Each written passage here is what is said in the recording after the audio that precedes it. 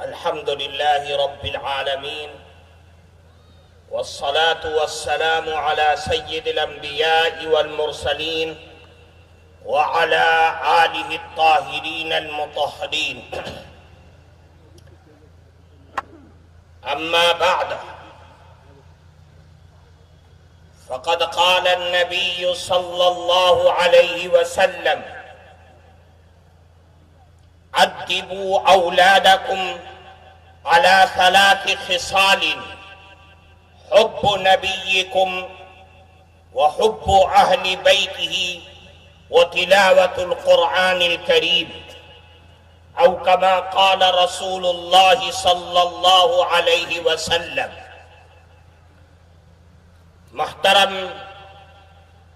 حضرات علماء کرام، مہمانان مکرم، قرب و جوار سے آئے ہوئے ہمارے معزز بزرگوں اور عزیز طلبہ، اور آج کے اس مبارک پروگرام میں آئی ہوئی ہماری مائیں بہنیں، میں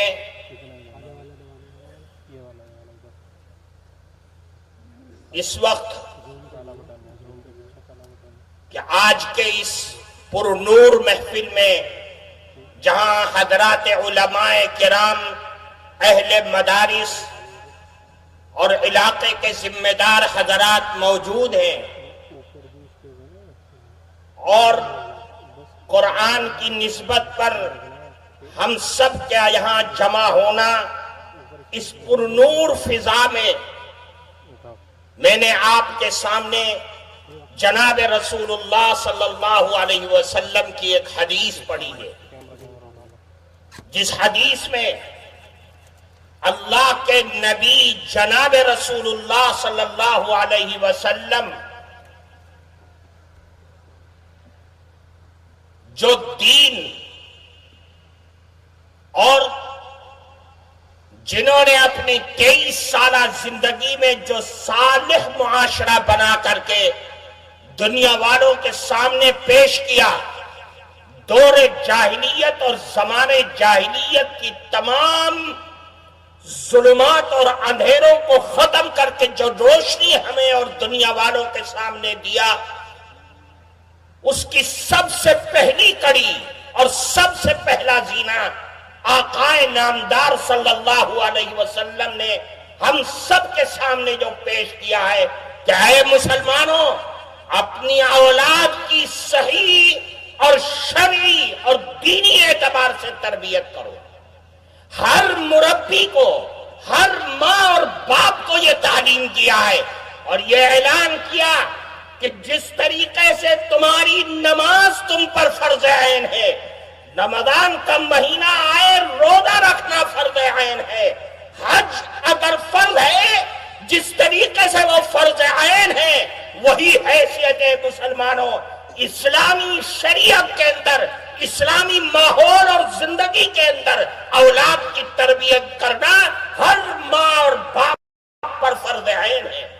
اگر کوئی ماں اور باپ اپنی اولاد کی صحیح تربیت سے جان چراتا ہے اور زمانے کی تیز رفتاری میں دوڑنے کی کوشش کرتا ہے تو وہ ماں اور باپ ظالم ہے، مجرم ہے شریعت کی نگاہ میں.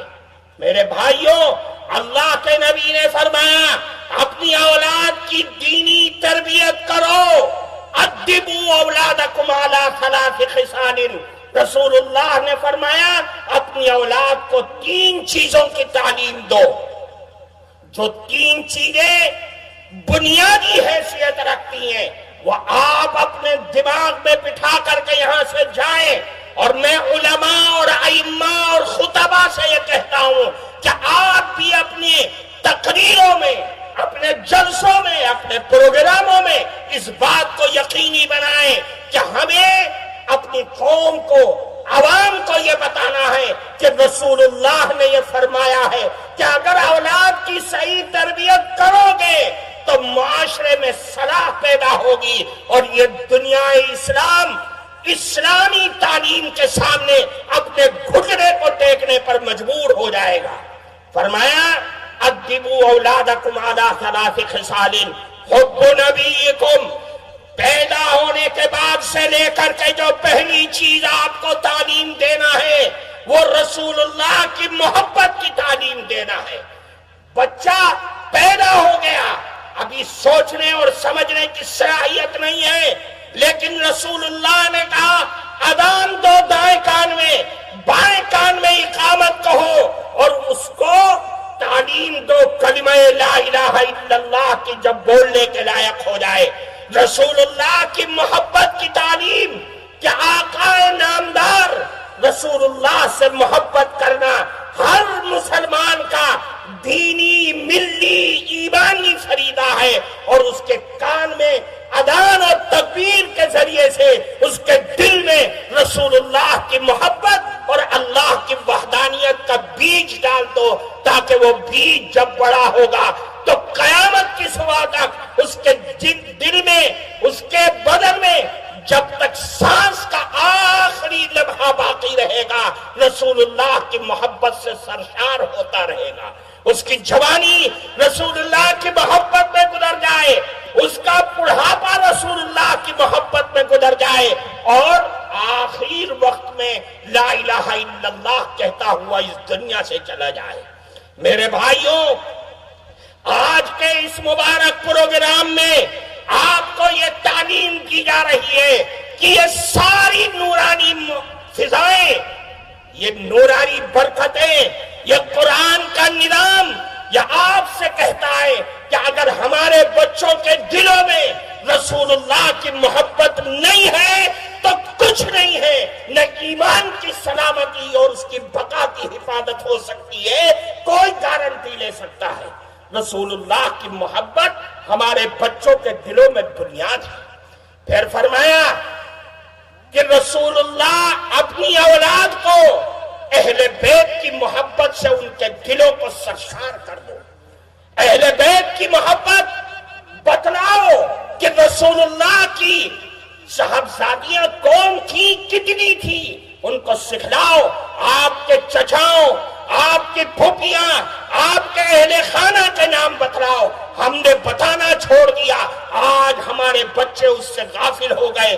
وہ بتلا سکتے ہیں، بالی ووڈ اور ہالی ووڈ کے تمام لوگوں کے نام بتا سکتے ہیں، جو دنیا کے سب سے بڑے نچنیاں اور گویاں ہیں، ان کے نام ہمارے بچے بتا سکتے ہیں، لیکن آقا نامدار کے اہل خانہ کے نام ہمارے بچے نہیں بتا سکتے۔ یہ ہماری کمی اور کمزوری ہے، ہمارے ظلم کی علامت ہے ان بچوں کے ساتھ۔ میرے بھائیوں، رسول اللہ نے فرمایا اہل بیت کی تعلیم دی۔ دیکھو علماء کرام کے حالات، تابعین اور تبع تابعین یہ فرماتے ہیں کہ ہم رسول اللہ کے اہل بیت کے نام، ان کے احوال، آپ کے غزوات اور سرایا کی تعلیم اپنے بچوں کو اس طریقے سے دیتے تھے جس طریقے سے قرآن کریم کے آیات کو رٹاتے ہیں اور ان کی تعلیم دیتے ہیں۔ وہ صالح معاشرہ بن کر تیار ہوا۔ پھر تیسری چیز فرمایا کہ اے لوگوں، اپنے بچوں کو قرآن کی تعلیم دو۔ قرآن اللہ کا کلام ہے، قرآن کی تعلیم ہے، اور اگر ہماری آنے والی نسلیں قرآن سے جڑے گی تو یاد رکھیے یہ دنیا کی باطل طاقتیں یہ کچھ نہیں بگاڑ سکتی ہیں۔ قرآن زندہ ہے اور زندہ رہے گا قیامت کی صبح تک۔ جو قوم قرآن سے چمٹ جائے گی وہ قوم بھی زندہ اور سلامت رہے گی۔ آپ کا دشمن کچھ نہیں کر پائے گا۔